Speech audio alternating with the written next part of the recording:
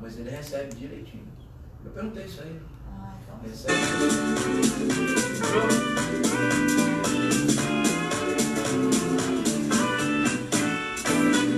Fernando Sérgio dá o seu recado. Você agora não está sozinho. Fernando Sérgio está aqui ao lado do seu somzão ou do seu radinho.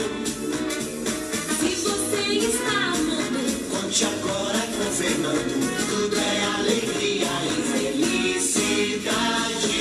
Muito obrigado pela audiência. Amigo ouvinte, é um privilégio. Nosso sucesso é você com a gente aqui no show do Fernando Sérgio. Bom dia, José Rodino. Bom dia, doutor Silvio Provenzano. Bom dia, Wanda Fernandes. Um grande abraço a todos vocês. Estamos começando o programa do dia de hoje, atrasando 6 minutos por conta da internet. Eu não sei o que houve. Na realidade, a gente estava aqui a postos 8 horas em ponto, mas infelizmente não havia meio de haver a conexão, né, por assim dizer. E aí o que aconteceu? Eu estou transmitindo hoje, você deve talvez sentir alguma diferença na imagem, com um outro tipo de celular, muito sofisticado por sinal, mas que na realidade não é o habitual a transmitir. Tentei transmitir com aquele que normalmente a gente faz o programa, mas na realidade não havia meio, quem sabe, quem faz o selfie, faz, digamos assim, alguma projeção na internet, algum trabalho, sabe que primeiro você acessa a imagem está só com você. Aí a hora que você manda iniciar o ao vivo, aparece um Xzinho, né? Uma bolinha e um X. Nesse X, se ele não desaparecer, ele não está no ar.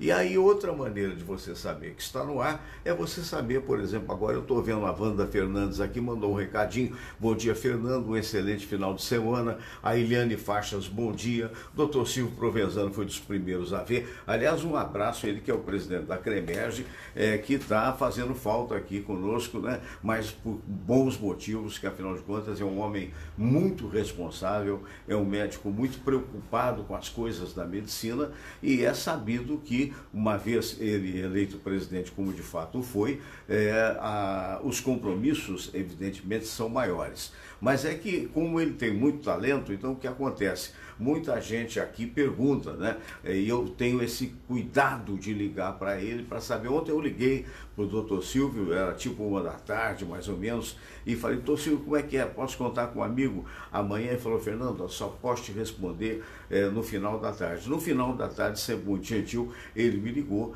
dizendo que tinha uma reunião, como terá hoje às 9 horas, com um diretor de hospital, me parece que lá de Saracuruna, e que em função disso não poderia vir, né? Mas no passado quem vinha aqui era o Luiz Santoro, né? Mas o Luiz deve ter sido por várias obrigações também, não tem mais vindo, de maneira que a gente fica assim saudoso da presença do nosso querido doutor Silvio, né? Recentemente, toda vez que eu faço programa de segunda a sexta-feira no Facebook, né? De 8 às 9 no Fernando Sérgio Grandinetti Pinto, ficando nas outras plataformas, inclusive no YouTube. Vocês acreditam que pelo menos 2 vezes por semana sempre aparece alguém perguntando, e aí, o doutor Silvio não vem mais? Não, eu espero que ele venha assim, né?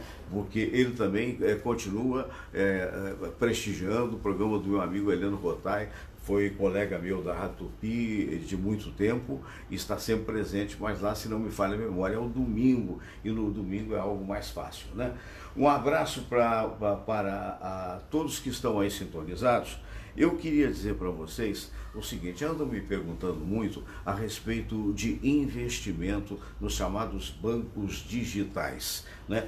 Eu procurei saber, procurei entrar com técnicos, com pessoas que sabem da coisa e fiquei surpreso. Eu tenho aqui na minha família algumas pessoas que investem. Ah, mas é coisa de quem tem dinheiro. Não, não é coisa de quem tem dinheiro, não. Você pode investir tem bancos digitais que aceitam a partir de uma quantia mínima, eu não sei exatamente qual, mas eu posso dizer para você que às vezes R$100 por mês o cara começa a investir.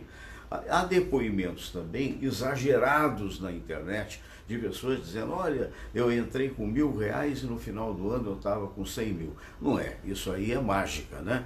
Agora, o que acontece é o seguinte, é uma tendência mundial, assim como a web, assim como a internet. Então eu estava conversando com um amigo da Europa, o Robson, e ele estava me dizendo, Fernando, aqui na Europa, e é um economista, não vai dizer algo irresponsável, perto de 30% dos investidores estão hoje trabalhando com os bancos digitais. Agora, você tem que procurar saber realmente, digamos assim, o prestígio desses bancos. Aí, perguntado pelo inevitável porquê, ele disse, é muito simples, afinal de contas, você sabe, os bancos tradicionais, eles gastam muito dinheiro com sede, com funcionários, e estão espalhados em todos os países, em todos os lugares. E, obviamente, são estruturas que a gente deve confiar. Porém, os novos bancos representam um somatório de empresários fortes e com uma sede única, na maioria das vezes 2 ou 3, num só país. Isso significa extremamente menos despesa e, consequentemente, uma possibilidade, primeiro, de não cobrar tarifas. As tarifas dos bancos hoje estão absurdas. Aqui no Brasil tem 2 bancos que, dependendo da conta que você vai abrir, cobram de R$61 por mês, multiplica isso por 12. Ou de como foi outro recentemente que eu fiquei sabendo, em torno de R$90 por mês. Para você ter a conta e ser chamado de, sei lá, exclusivo, digamos. Tem um que chama de exclusive, para ficar mais chique. Aí o que é o exclusive? Você pode ser atendido por um gerente. Uai, você não pode ser atendido de qualquer jeito por um gerente? Ou não deveria ser atendido? Você vai entrar no balcão de um açougue, o açougueiro só se atende se você for exclusivo, e aí tomam dinheiro da tua mão. E você fica aí, puxa, e tal, quer dizer, com aquela simpatia que nem sempre é tida.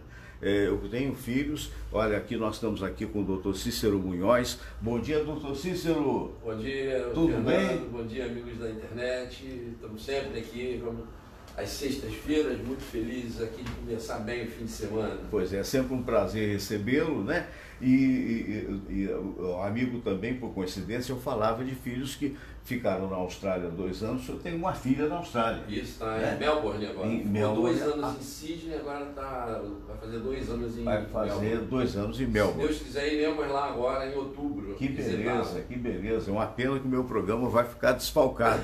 Mas eu espero que ele me mande um vídeo de lá. Com certeza. Não é mesmo? Já pensou que chique o programa Fernando Sérgio direto da Austrália com o Cícero Munhoz? E por que eu estou falando isso? Porque quando os meus filhos chegaram, meu filho, a mulher dele, depois de 2 anos passados na Austrália, que foram abrir conta bancária numa agência física aqui, falou, pai, eu estou mal impressionado, porque as pessoas atendem assim de qualquer jeito, pelo menos foi ali, não quer dizer que sejam todas. E, no entanto, ele falava da experiência na Austrália. Poxa, na Austrália, o gerente de banco quase que estende tapete vermelho para te receber. É a tal da concorrência. Então, trocando em miúdos, o banco digital é sério, desde que você pesquise e você saiba a instituição que está por trás. A maneira melhor de fazer é você pesquisar através do Google ou de alguém que tenha conhecimento de investimentos, tá bom? Então acho que está respondida a pergunta do Sebastião Oliveira, que é morador de Petrópolis, que me fez essa pergunta outro dia. Eu peço perdão, eu esqueci, mas eu vou mandar este programa através do Zap para ele, tá bom? Não é a opinião do Fernando Sérgio, não. É opinião colhida entre vários economistas que são responsáveis e que disseram, não vale a pena, porque você não tem as tarifas e porque... mas como é que esse banco ganha dinheiro? No saque, quando você saca, dependendo do banco, esse saque custa R$7. Então, na verdade, isso aí é a forma de remuneração, multiplica isso por milhares de pessoas que estão descobrindo o banco digital. Isso colocado, isso posto, vamos ao nosso momento da oração, minha gente querida, para depois termos aquela conversa de sempre, das sextas-feiras, com o nosso querido diretor do Hospital Alemão do Amparo, o Cícero Munhoz. Perdoe se eu estiver operando meio mal isso aqui, agora acho que mudou, se Deus quiser vai mudar, vamos lá. É porque é uma câmera nova. Oba, não é isso aqui não, aparece a tela preta, mas já vai desaparecer, porque nós vamos para o momento da oração. Vamos todos rezar a prece de Cáritas e depois a oração ecumênica que um dia Jesus nos ensinou. Deus nosso Pai, que sois todo poder e bondade, dai a força àqueles que passam pela provação. Dai a luz àquele que procura a verdade. Põe no coração do homem a compaixão e a caridade. Deus, dai ao viajor a estrela guia, ao aflito a consolação, ao doente o repouso. Pai, dai ao culpado o arrependimento, ao espírito a verdade, à criança o guia, ao órfão o pai. Senhor, que vossa bondade se estenda sobre tudo que criastes. Piedade, Senhor, para aqueles que não vos conhecem. Esperança para aqueles que sofrem. Que a vossa bondade permita aos Espíritos Consoladores derramarem por toda parte a paz, a esperança e a fé. Deus, um raio, uma faísca do vosso amor pode iluminar a terra. Deixai-nos beber nas fontes dessa bondade fecunda e infinita, e todas as lágrimas secarão, todas as dores se acalmarão. Um só coração, um só pensamento subirá até vós, como um grito de reconhecimento e de amor. Como Moisés sobre a montanha, nós vos esperamos com os braços abertos, ó bondade, ó beleza, ó perfeição. E queremos de alguma forma alcançar a vossa misericórdia. Deus, dai-nos a força de ajudar o progresso a fim de subirmos até vós. Dai-nos a caridade pura, dai-nos a fé e a razão, dai-nos a simplicidade que fará de nossas almas o espelho onde há de se refletir a vossa santa imagem.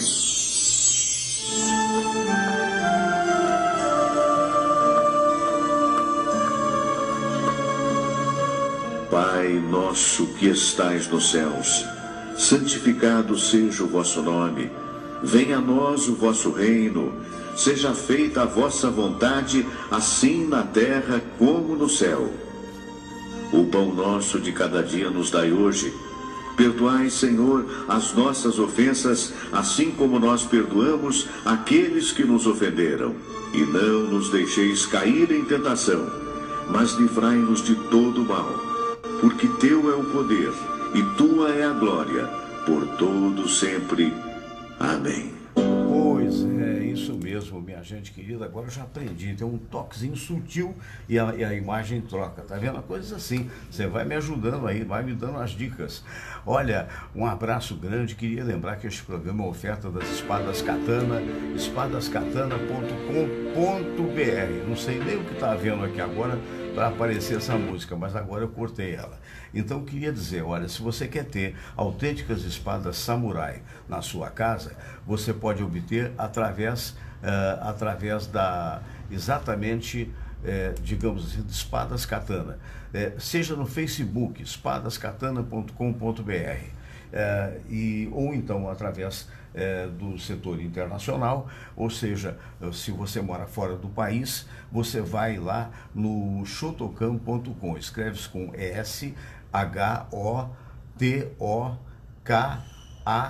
SHOTOKANN, shotokan.com. Você chega lá, vai abrir um site inteiramente em inglês, muito lindo, muito bonito. Ah, Fernando, mas eu moro na Noruega. Então você vai lá no Idiom, que é idioma, né? Em inglês é idiom, né, a pronúncia certa, você clica ali, escolhe a linguagem que você tem. Se você é russo, se você é árabe, o mundo todo pode importar essas espadas que tem na lenda a notícia de que são espadas que dão muita sorte. Será verdade? Não sei, mas o que eu posso dizer é que são autênticas obras de arte. Eu estou muito preocupado com essa situação do Amazonas, né?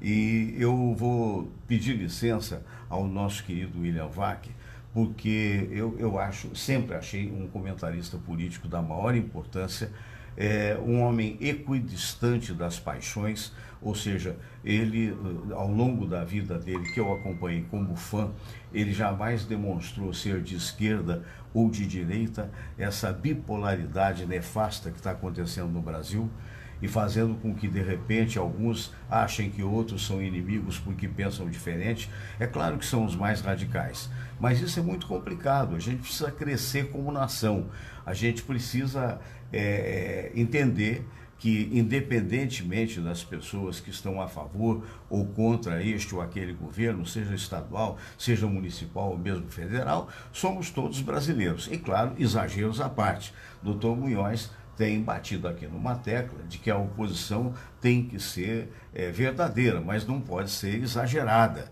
não pode ser só porque por exemplo, do atual governo, eu sou contra. Não, tem coisas muito boas que estão sendo feitas, mas tem coisas não tão boas, e essas coisas não tão boas, a meu ver, tem sido uma exacerbação por parte do presidente, na fala dele, que infelizmente está repercutindo negativamente lá fora.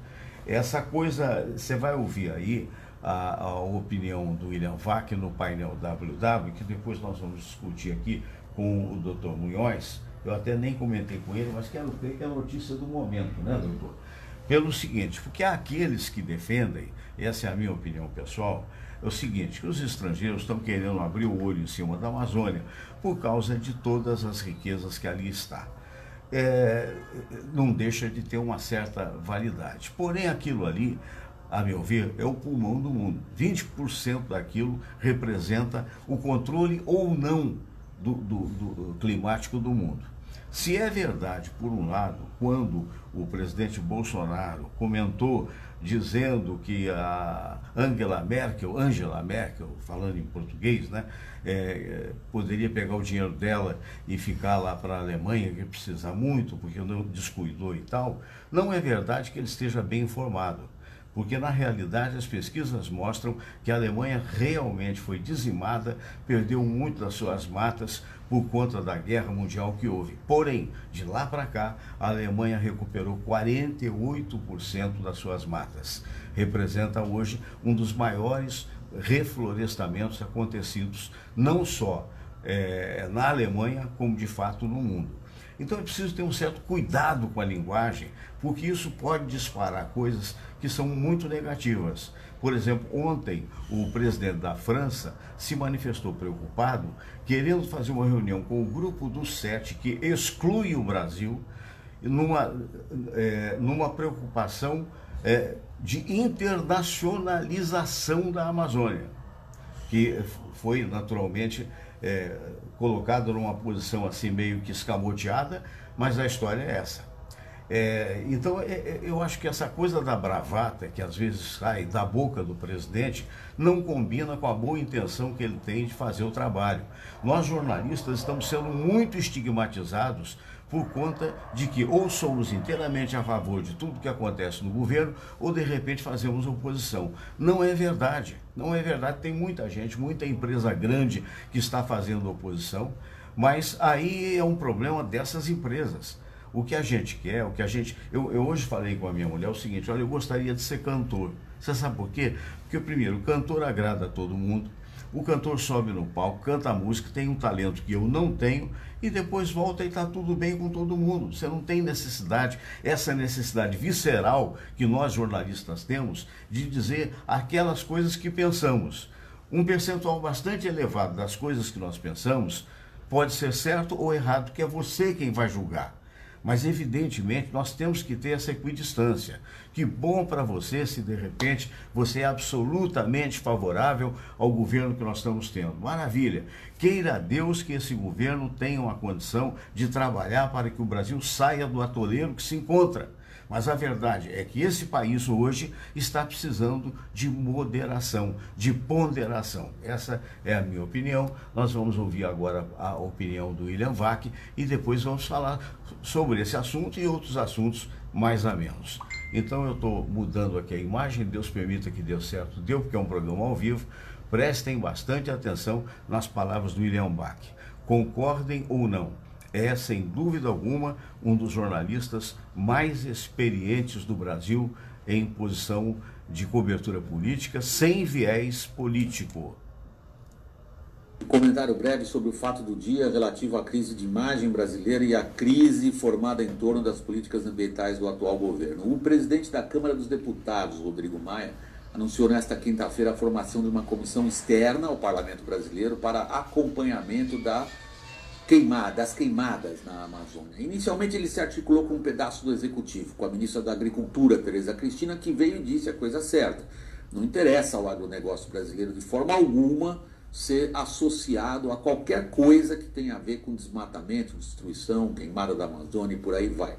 O outro pedaço do Executivo brasileiro continua reagindo a essa formidável crise de imagem que nós experimentamos hoje da maneira tradicional, que ajudou a piorar essa crise, aliás. Por exemplo, o ministro-chefe da Casa Civil, Onyx Lorenzoni, nessa quinta-feira ele repetiu as declarações habituais a respeito disso, que estamos sofrendo uma campanha de grupos de esquerda e que concorrentes nossos, comerciais, é que são os responsáveis por propagar noticiário negativo em relação ao Brasil. Eu acho que o ministro está completamente enganado.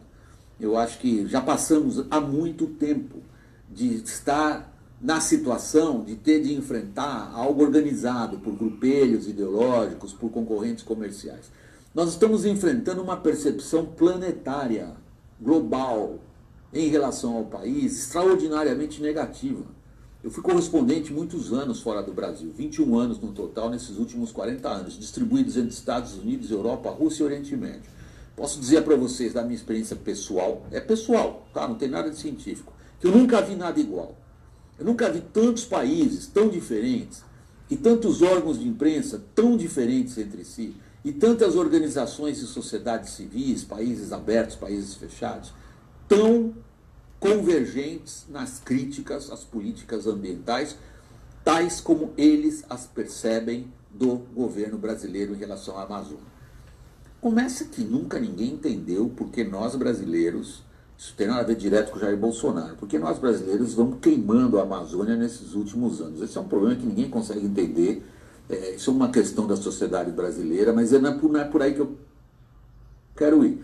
Eu quero dizer o seguinte: a gente nota que, com muito atraso, o impacto dessa situação internacional começou a bater em setores do governo brasileiro, mais no legislativo, pelo que a gente viu hoje, do que no executivo, que a gente vê essas diferenças de percepção. E eu vou dar dois exemplos de como que a crise pegou forte. O Papa está falando de queimada na Amazônia. Vocês podem dizer qual é o poder do Papa. Não vou nem discutir. O secretário-geral das Nações Unidas, nesta quinta-feira, fez um pronunciamento traduzindo a preocupação de dezenas de países. Pessoal, nós estamos sozinhos nessa. Dezenas de países preocupados com o que está acontecendo na Amazônia.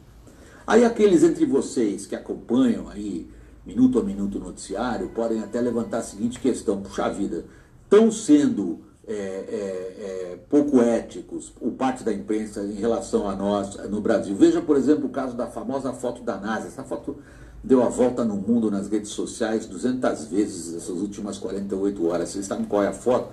Eu vou botar ela aí para lembrar quem não viu. A foto do satélite que registra a fumaça de queimadas ali na região um pouquinho ao norte da fronteira entre Mato Grosso e Amazonas. Essa foto foi usada como prova que a Amazônia estaria queimando desesperadamente. Se a gente lê como que a NASA acompanhou com uma nota explicativa essa mesma foto, a gente vai ler ali na nota da NASA que ela declara que a média de queimadas detectadas pelos seus satélites entre o dia 11 e 13 de agosto está na média normal. É uma tragédia a média normal, mas o que a NASA está dizendo é que não é nada excepcional. E aí é que nós estamos realmente na questão essencial. Do ponto de vista político, perdoem, hein? Desculpe aqui o tom. Eu não estou falando do ponto de vista técnico, ou científico, ou moral, ou ético. Eu estou falando do ponto de vista político. A pergunta central é a seguinte: o que a Amazônia está queimando hoje? Entenderam? Não importa se queima mais, queima menos, está na média, está fora da média. A pergunta é, politicamente falando, o que a Amazônia está queimando hoje pode se associar a Jair Bolsonaro e o que ele fala sobre política ambiental? Antes de vocês responderem, o mundo já respondeu. Sim, respondeu o mundo. Isto é resultado do que Jair Bolsonaro diz, ou deixou de fazer, ou fez para coibir órgãos de fiscalização, controle e vigilância na Amazônia, e ao colocar em dúvida os dados científicos captados por instituições de reputação internacional. Por que eu ponho tanta ênfase na questão política? Porque política é percepção. E vocês gostem ou não, briguem com o que outros trazem de argumentos em relação ao Brasil de forma crítica ou não. O fato da política internacional é que o Brasil era até aqui o país de um lado do muro. Um país com problemas ambientais, mas reconhecido como um país tratando de resolvê-los. E hoje o Brasil foi jogado para o outro lado do mundo, para trás. Andou um monte de casinhas para trás. Hoje o Brasil é visto como um país com enormes problemas ambientais e está tratando de piorá-los por políticas do governo.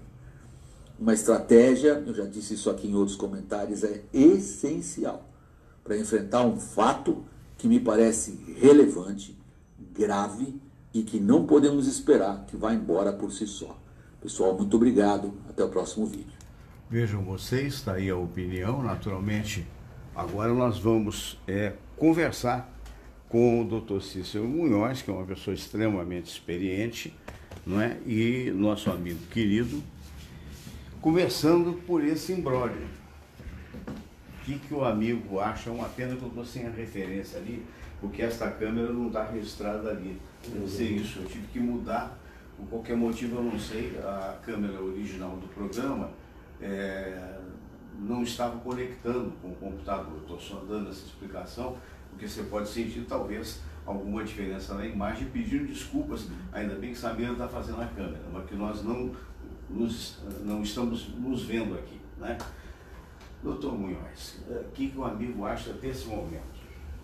Olha, Fernando, eu vejo assim, eu vejo até com muita surpresa, porque o William Vac até falou uma coisa que eu achei bem interessante, talvez mais interessante que ele falou de tudo isso aí. Sim. Sobre o aspecto técnico, não tem nada tão diferente do que o Brasil sempre foi, não. Aliás, atesta a NASA. Né? Aliás, o Brasil não é exemplo para ninguém em termos ambientais há muitos anos. Há muitos anos. E eu não sei por que estão dando essa ênfase toda. Aliás, eu acho que até que eu sei. Como eu já falei aqui, eu não sou a favor de Bolsonaro, de fulano, Beltrano. Eu não tenho político de estimação. Eu acho que todos cometem erros e acertos. Agora, os governos que vieram aí nesses 30 anos não acabaram só com o meio ambiente, não, acabaram com uma série de coisas no Brasil. O que me causa estranheza, eu gostaria que realmente isso fosse pesquisado a fundo, é porque essa revolta toda de uma série de ONGs, milhares dentro da Amazônia e nenhuma no Nordeste, isso me dá realmente muita estranheza. Por que está todo mundo tão preocupado agora com a Amazônia? Está queimando, sempre queimou. Sempre foi. Eu não estou sendo a favor, não, eu acho que está errado. Tem que apagar o fogo. Munhoz, tudo bem se falar, você é um cara que não tem experiência política, você vai chegar lá como um Zé Ninguém, pode ser. Mas eu sempre usando.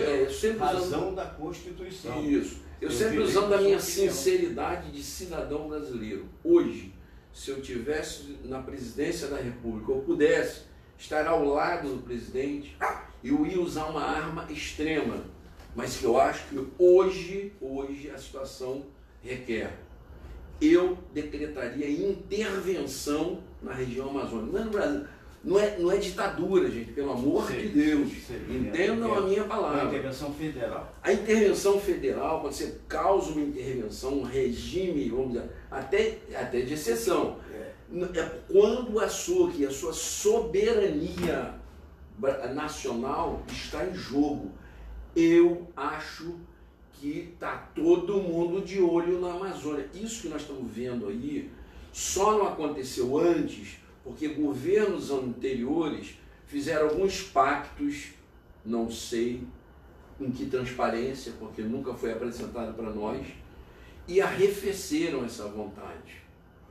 Hoje, usando uma situação assim mais extrema, que às vezes você testemunha, às vezes eu discordo do nosso presidente, eu acho que extremismo não leva a nada. Não leva. Mas ele chegou numa situação muito extrema e contrariou muitos interesses. Aí que tá, me perdoe. Esse que é o problema. Tem horas que eu acho que cheira a bravata. E bravata não funciona. Não, porque se sim. você é mais forte do que eu, digamos, não é? De um modo geral e tal, e eu vou ofendê-lo, eu tenho que ter por trás um respaldo. Sim. Quer dizer, quando você fala o que foi feito, a minha preocupação como cidadão brasileiro, não é, eu torço para que todos os governos deem certo, embora, para ser muito sincero, eu não consigo gostar de bravata. Seja em cima do presidente Bolsonaro, fosse o Juscelino Kubitschek, fosse o Lula, o que fosse. Então, o que eu acho é o seguinte, quando vamos supor, você, se fosse lá presidente, eu acho que, de uma certa forma, teria razão o conselheiro do presidente dessa intervenção que você falou. Se fosse um conselheiro, quem sou eu para ser conselheiro? Eu agiria, eu falei, presidente, pelo amor de Deus, tudo que o senhor falar, o senhor reflete o que o Brasil representa. Então, imagine você falar isso dessa mulher que é estoica, que é lutadora, chamada Angela Merkel, que é a primeira-ministra provavelmente do país mais rico da Europa, que tem uma história, inclusive, terrível lá para trás. Né? Então, mostra o quê? Desconhecimento, porque efetivamente a Alemanha reflorestou 48% do seu território depois da guerra, mostra desrespeito com a primeira mandatária que tem que ser respeitada, e isso deixa intranquilo. Ou mesmo que o Paraguai fala mal do Brasil. Isso só alimenta esse bugaréu. Toda essa problemática que estão contra o Brasil. Esse efeito que ele gostaria que fosse a favor nossa acaba sendo contra. Exatamente. Porque isso vai pegar os oportunistas. Aí me desculpe, eu concordo em grande parte com a Angela Merkel.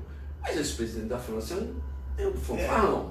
Sempre foi. Sempre. Né? Ele nunca conseguiu contar dos problemas da França. E aí quer dar opinião.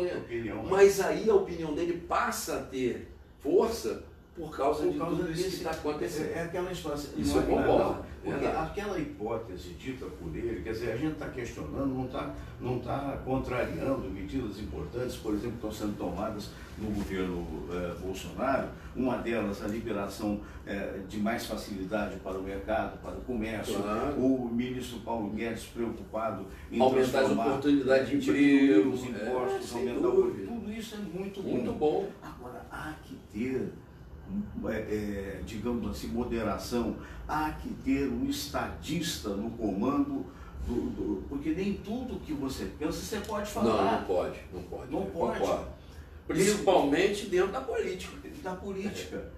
Porque é aquela história, você é certo tudo que você comentou, mas, por exemplo, dizer que aquelas tomadas do fogaréu é como se alguém passasse de motocicleta e botasse numa vara fogo em tudo quanto é lugar. Ora, se o Brasil reconhece hoje externamente que sem a verba que vinha da Noruega e sem a verba que vinha da Alemanha não tem condições financeiras de apagar esse fogo, como 70 países querem, meu Deus do céu, imagine se as ONGs teriam dinheiro para tocar fogo em tudo.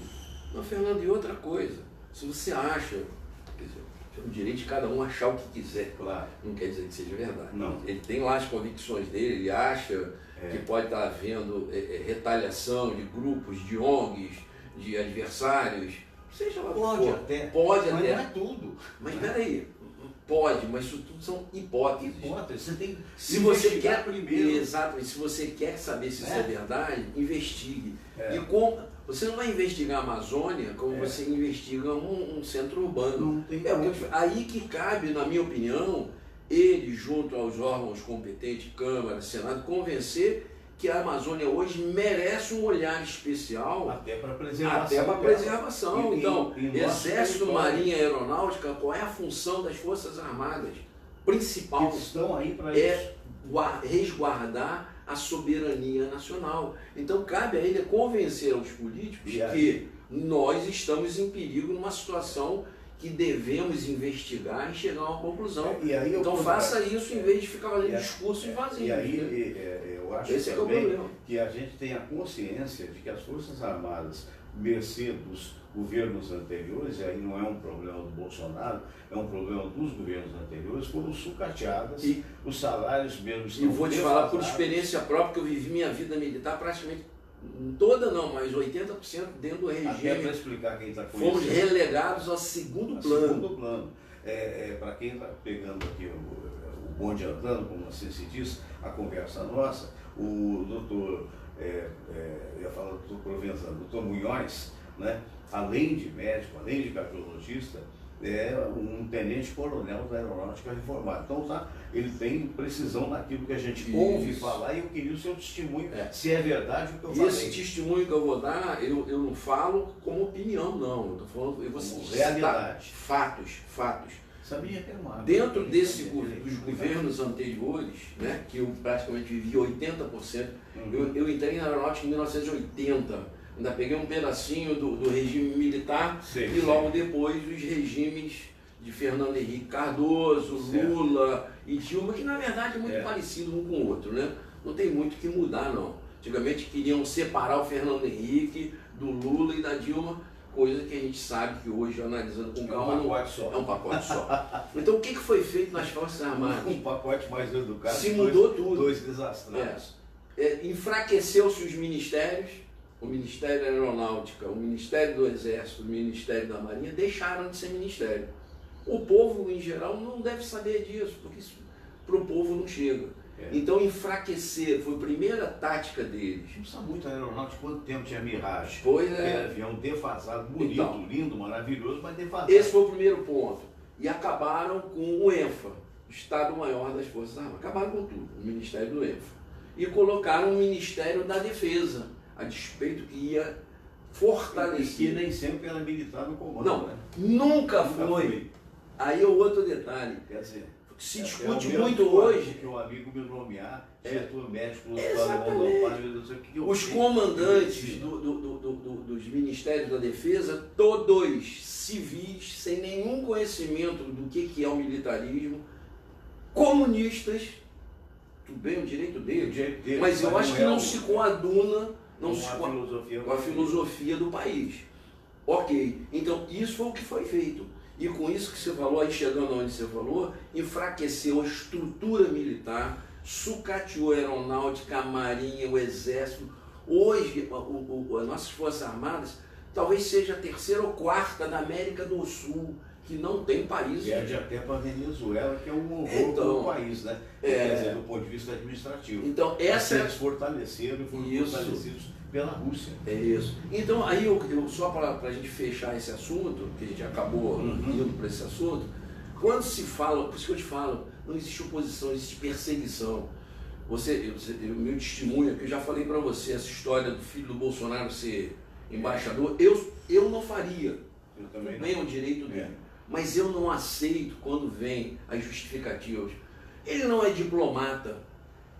Ele não é diplomata, não pode ser. O presidente do nosso STF não é juiz. É, verdade. E os ministros... Pelo contrário, parece que fez o concurso e não passou. Foi nomeado por presidente que já está errado. Foi nomeado pelo Lula, né? Essas injustiças é que eu não gosto. E os meus ministros de defesa nada entendiam de defesa, muito menos de militar, e foram ministros. Então, esse problema não é desse governo. Esse governo comete uma série de erros, sim. Os outros só cometiam erros de poucos acertos e ninguém falava nada. É isso que me surpreende. Eu não gosto dessa injustiça. Eu não gosto. Não estou defendendo A, B ou C. Acho que, já comentamos aqui os erros. Só acho que a gente tem que ser equânime. A justiça tem que ser para os dois lados, como você fala. Não tem esquerda, não tem justiça de esquerda e de direita. Justiça tem que ser justa. O que eu faço para você, eu tenho que fazer para o outro. Graças a Deus que eu ainda sou uma profissão em que a tentativa de justiça ou seja, eu não atendo o pobre e o rico diferente. E agora, esse projeto do abuso de autoridade, fosse você o presidente, você vetaria tudo? Você vetaria algumas partes? Eu vetaria ou tudo. Aprovaria tudo? Não, eu vetaria tudo. Eu acho que o Brasil é assim. Quando ele quer justificar um erro, ele cria outra lei. Quando você quer justificar que o ensino nosso é horrível, você cria cotas. É verdade. Não é assim? Ah, porque o coitadinho do filho do pobre... Não tem, o primeiro filho do pobre não é coitadinho. E a latrina continua suja. Exatamente. A maioria das universidades federais, sem a limpeza devida, sem a conservação dos elevadores. Então eles estão querendo criar isso, sabe por quê? Porque existe essa... Puna o policial exemplarmente que cometeu excesso. Puna o juiz, mesmo que ele seja do STF, que cometeu algum erro ou algum excesso. Agora, não venha com lei que vai limitar a ação da polícia ou a ação da justiça. Você mesmo é um cara que conhece muito bem de Estados Unidos, lá não é brincadeira. O camarada apontou uma arma para um policial, ele vai morrer. O mundo conhece. E acabou. Disso, é assim que tem que ser. Quando a criança, se for condenada, vai cumprir a pena até o fim. Não tem essa coisa de um sexto da pena, não. Então, em vez de estar se preocupando em mudar essa legislação nossa de 1930 e pouco, totalmente fora de defasada, que só dá privilégio a quem transgride a lei, o cara vem querer criar uma outra lei para limitar a ação da polícia. Vamos punir quem está errado. A polícia cometeu erro, e eu sempre digo isso, se for policial, tinha que ter a pena em dobro. Fez algum erro, usando a patente da polícia, dobrava a pena. Agora, para que criar mais uma lei? Agora, doutor Munhoz, não sei qual é a sua opinião, a minha pelo menos é que todos nós deveríamos pagar imposto de uma forma igual. Sim, claro. E então, dentro dessa opinião, sendo coerente com a minha opinião, as igrejas deveriam pagar. Todos. Por que eu estou falando isso? Porque eu vi no noticiário, hoje muda um pouco do assunto, mas ainda é dentro do mesmo assunto, aquela senhora deputada Flor de Lis, agora está meio enrolada. O negócio está ficando ruim para ela. Ela tinha 55 filhos e dizem que esses 55 filhos é que se descobriu que cada um filho recebia um tanto por conta da valor considerável. É verdade. E, para quem não sabe, o marido dela era pastor também, parece que a mulher é dona de igreja, né? Isso. E através dessa igreja e do fanatismo religioso foi eleita deputada federal. Então acontece o seguinte, esse homem foi morto, né? Foi morto, assassinado e confessadamente por um dos filhos, né? O outro que comprou a arma. Isso. E hoje, não sei se o amigo viu no noticiário de hoje, alguns dos filhos já dizendo, uma disse que pegou, ou outro, o tal que matou, que pegou o celular que a polícia jogou na ponte em Niterói. Além de quebrar, jogou na ponte em Niterói. Isso confirmado por uma das filhas. Por uma das filhas. E uma das filhas dizendo que a mulher botava, a deputada Flor de Lis, botava veneno no marido. Estava envenenando e já disse para alguns filhos, dizendo assim, olha, vamos matá-lo e tal. E agora a grande pergunta da polícia, a investigação da Polícia Civil, é saber exatamente qual foi a causa que moveu, a motivação que fez com que matassem um homem com não sei quantos tiros. E, para variar, a deputada Flor de Lis veio dar uma declaração que isso é mentira, o que estão falando contra ela, que ela jamais fez esse tipo de coisa, jamais botou veneno no cálice. Cálice é bom, né? Já que a gente está falando de religião. Cálice. Afasta de mim esse cálice, pai. E, lamentavelmente, isso mostra como existem religiões sérias e algumas que, infelizmente, carregam verdadeiros vândalos, né? Capazes de... Eu não sei se existe o vandalizar, existe, né? Existe. Capaz de vandalizar a vida nossa de cada dia, não é mesmo? Isso. Eu já dei minha opinião sobre religião. Eu não sei, você acredita, não? Eu acho que a religião é uma coisa importante na vida das pessoas. Eu acho que a fé, não vamos falar em religião, que aí fica muito... é só aquela. Fé é uma palavra pequenininha, 2 letrinhas só, mas que tem um alcance, uma força inimaginável. Isso eu estou falando cientificamente, eu não estou falando aqui mas como... tem mesmo, né? Tem. Existem trabalhos científicos, alguns foram iniciados em universidades de Londres, Sim. trabalhos sérios com pacientes ateus, né? Que acham que não tinham crença nenhuma, e aqueles que tinham fé em uma determinada religião, não interessa qual.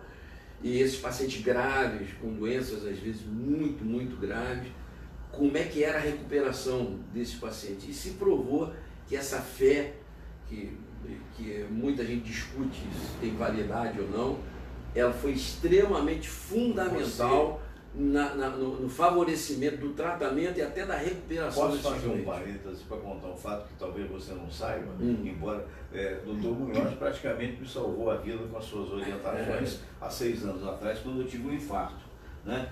E você sabe que, aliás, o Cristóvão também, né? O Estevão, perdão, o Cristóvão é um amigo meu, que agora me fugiu, e os nomes se assemelham, por incrível que pareça. Mas aí, resultado, quando eu fui internado, que eu estava sentindo aquela dor no peito, aquela coisa, tá, que eu entrei, que foi na emergência do Santa Terezinha. Santa Terezinha, isso. Então, o engraçado que em momento algum, dos 6 dias que eu passei lá, me passou a ideia de que eu iria morrer, em momento algum. Nunca me apavorei em circunstância alguma. E, a bem da verdade, a dor era até suportável. Então, o resultado, mas no primeiro dia, 3 médicos ficaram em torno da maca que eu estava, ou da cama, sei lá. E o curioso é o seguinte, logo que entrei para a UTI, você sabe que eu senti como se houvesse sudorese, ou seja, né, e senti como se houvesse um encolhimento da minha consciência, ou seja, um encolhimento. A sensação que era como se eu tivesse encolhido para sair do corpo. Então o que aconteceu? Uma questão de minutos, eu me vi fora do corpo, me vi num lugar branco, maravilhoso, cheio de pessoas com roupas brancas, não via o rosto dessas pessoas. E a primeira vez que eu estou contando isso, não contei isso nem no rádio, estou contando pela primeira vez no programa. E uma delas eu identifiquei como se fosse a autoridade máxima dali, daquela situação. A sensação de bem-estar era tamanha, que eu olhei para aquela pessoa que só via que ela, de alguma forma, sabia que ela estava sorrindo para mim, e eu disse, olha, isso aqui está tão bom, tão gostoso, que eu quero ficar aqui. E essa pessoa, era tudo mental, você não tinha clareza dos lábios. Materialização, praticamente. Não. Ela disse, é muito bom, mas aqui ainda não é o seu momento. Quando isso aconteceu, eu senti como se fosse sugado. E voltei para o meu corpo. Quando eu fiz isso, o doutor João estava do lado, que era um dos atendentes lá da emergência, olhou e disse, nossa, você nos deu um susto. Foi 1 minuto, me lembro de ter... Arritmia, isso. Chama-se arritmia. Agora você fez uma arritmia que... Poderia ter levado. Tranquilamente. Que é uma das maiores complicações na mortalidade de infarto agudo. A mortalidade maior está ligada geralmente à arritmia. Nas primeiras horas. E a partir dali, o que aconteceu? A partir dali foi uma recuperação extraordinária. Né? Hoje eu corro em volta do Maracanã, aí, não tanto quanto eu queria, mas o importante é que voltou a sua vida normal. Voltei a vida normal após os stents, né? 3 stents. Mas também considero que houve uma experiência religiosa. Não tenha dúvida. Uma experiência espiritual. Essa fé, eu acho que as religiões, seja ela qual for, deviam trabalhar. O problema é que hoje as igrejas, Filha Maria, tem igreja em cada esquina, são várias denominações.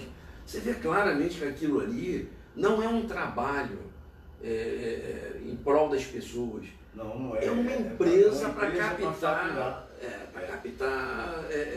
dinheiro. É uma fonte de captação de dinheiro sem impostos. É exatamente isso que... Então, eu acho que é outra coisa que os órgãos de fiscalização deviam ter um pouco mais de atenção. Também Ou seja, ver realmente quem faz um trabalho social, né, dentro...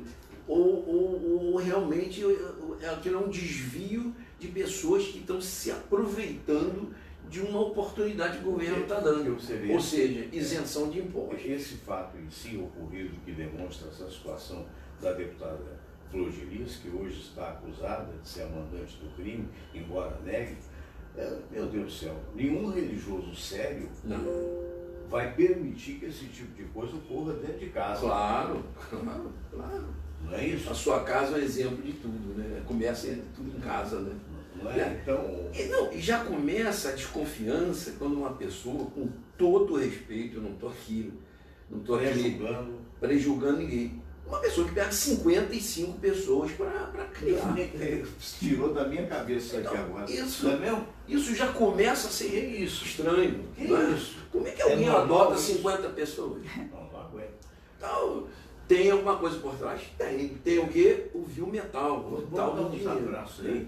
O Jorge Trigo, lá de Lisboa, o professor Jorge Trigo, foi presidente da Câmara de Sintra, nosso querido amigo, está sempre nos prestigiando. A Eliane Faixas, o Percival Rodrigues, o Otávio de Mello, lá de Santa Catarina, de Florianópolis, presidente da Associação dos Funcionários Municipais de Floripa. Bela cidade. Quando eu fui lá nessa mesa, nós tivemos com ele, tomamos um café juntos. O Fernando Pereira também. Fernandão, um abraço, provavelmente lá em Além Paraíba. A Eliane Faixas, pois a fé que me ajudou a superar e a passar por todo o processo do tratamento do câncer. Então, maravilha. E o nosso querido Maurício Berger, um dos maiores dubladores do país, né? Amigo querido desde a época da Nativa FM. Maurício, um abração, um beijo no teu coração. Então é isso, quer dizer, realmente eu acho que o programa foi muito profícuo, né? Foi bom, no foi muito bom. sentido de apagar incêndio. A ideia começamos com incêndio e começamos a tentar apagar o incêndio. Começamos com a notícia que não podíamos fugir dela. É verdade. Uma notícia que, Fernando, voltando, né? Vamos encerrar como começamos. Eu chamo a atenção que eu te falei. Se eu pudesse estar do lado do presidente, eu falaria isso para ele. Presidente, vamos agir mais. Primeiro provas, e depois... falar menos. E vamos agir com o que a gente tem. Eu acho que volta a história da intervenção. Eu acho que a Amazônia hoje... Agora, tem um detalhe também que eu gostaria que fosse colocado aqui como importante. Qual a ação dos governos estaduais? Até agora, nenhuma. Eu não estou falando, fazendo uma crítica nociva, não. Até porque, se você me perguntar, juro que eu não sei. Quem é o governador do Amazonas? Eu juro que nesse momento eu não saberia dizer. Governador do Pará, governador do Mato Grosso do Sul, que são áreas que estão envolvidas nesse problema. Olha só, o Jorge Trigo, lá de Lisboa, mandando um abraço para mim, parabéns ao seu convidado, doutor Cícero Munhoz, tá vendo? Tá mandando um abraço. Um abraço, Jorge. De Além Mar. Ora, eu estarei nessa terrinha aí o ano que vem, se Deus quiser. Tenho grandes amigos aí. Eu acho que nós também. Então, só para fechar, eu voltaria a essa situação. Presidente, pensa em usar nossas Forças Armadas para proteger esse território tão importante. Tão ambicionado. Isso. E vamos falar o menos possível. É verdade que ele foi eleito através de declarações muito complexas, mas não está mais em campanha. Não está, a campanha acabou. Então aproveita o physique de roller, né, que em francês quer dizer o tipo físico, que é um homem bonito, um homem... Aproveita para ser um estadista. Não, e vou lhe dizer uma outra coisa importantíssima. Presidente, o senhor tem ao seu lado uma pessoa espetacular que é o general Heleno. O Heleno e o Mourão. Heleno e o Mourão. Mas por que eu estou falando do Heleno? O Mourão também que é um cara que está no dia a dia, né? E foi comandante da área da Amazônia. Então ele conhece, o general Heleno conhece o que é a Amazônia. Vamos usar essas pessoas, né, tão importantes, com tanto conhecimento, como o seu vice-presidente, como o general Heleno, para lhe dar algumas articulações que possam realmente trazer algo de útil e arrefecer um pouco esses ânimos aí que estão exaltados também no exterior. Eu posso dizer que eu sou um senhor de 73 anos e não me sinto como exemplo de nada. Outro dia eu falei assim, eu escrevi 3 livros e eu gostaria de escrever um 4º livro, não sei se terei talento para tal, dizendo assim, eu não sou tão talentoso quanto eu me achava. Ah, sim. A capa do livro seria essa. Porque é a realidade. A gente vê tanta gente boa, isso é muito bom em termos de Brasil.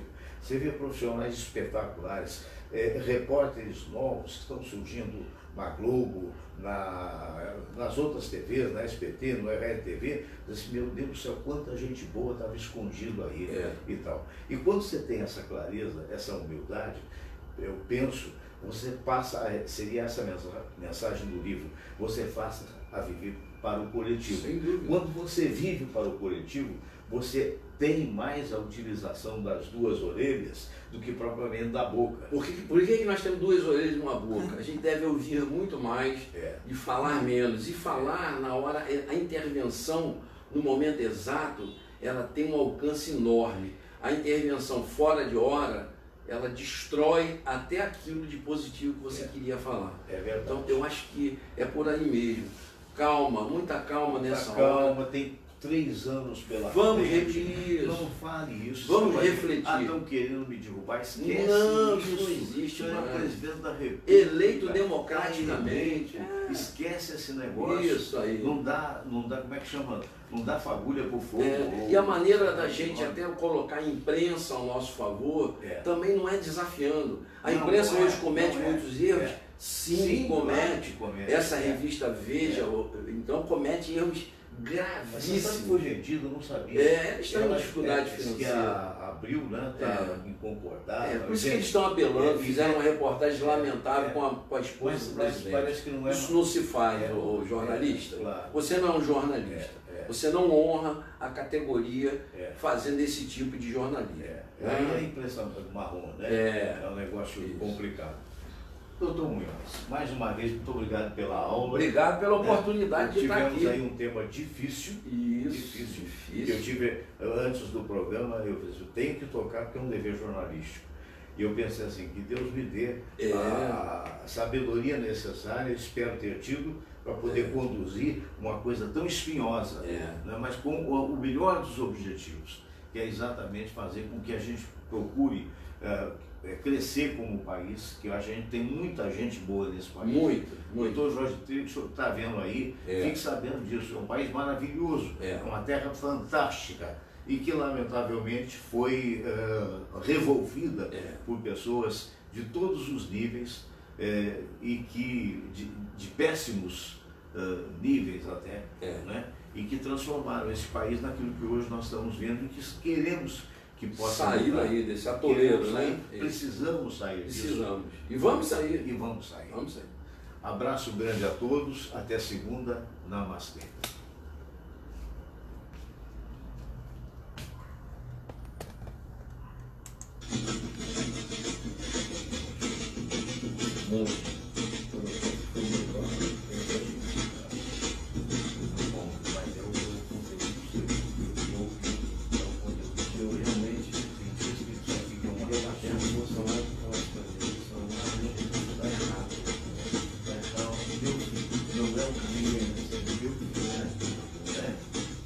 Pai, meu filho, eu